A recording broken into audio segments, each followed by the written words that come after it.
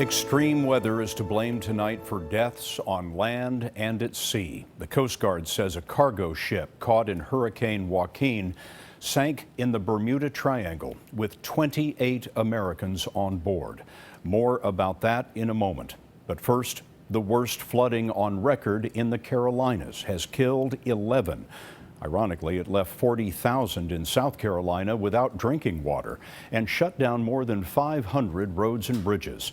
Cainhoy, South Carolina got nearly 27 inches of rain. The biblical deluge was enough to raise the dead. Floodwaters lifted caskets from their graves. Here's David Begnaud. These are some of the catastrophic images as we flew with the National Guard over the state capital of Columbia. This dam, one of 9 that have breached. Dozens of aerial rescues throughout the state, including this woman and her child earlier today in Charleston. More than 150 people have been plucked from flooded homes and stranded cars. This 18-wheeler can be seen slogging through massive floodwaters. Cemeteries have been uprooted.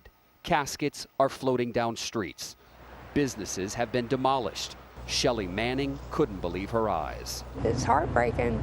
A lot of time spent by my family.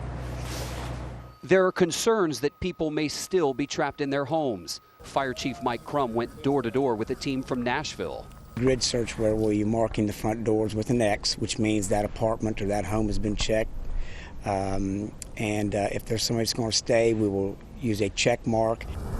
With floodwaters still high here on Timberlane Drive, residents were returning by canoe. And here's my house right here. We caught up with Tyler Bonmuller. His home, 18 feet off the ground, was still vulnerable. How high was the water? Probably about 25 feet at its highest point. It came up to the banisters up there. The porch was completely covered. Inside, Bonmuller salvaged what he could from the mud-drenched home. I mean, it sucks. We pretty much lost everything. Another neighbor, John Winges, had 20 feet of water in his home. He rescued a family stranded in their attic after receiving a plea for help on Facebook. They had about 3 feet of air left before the water reached the top of their roof. The latest dam to breach happened 2 hours ago, and there are mandatory evacuations underway right now. With water waist deep in many parts of this city, the governor is telling people to stay home, or at the very least, Scott, stay off the roads. Never seen anything like it in the Carolinas. David Begnaud reporting for us tonight. David, thank you.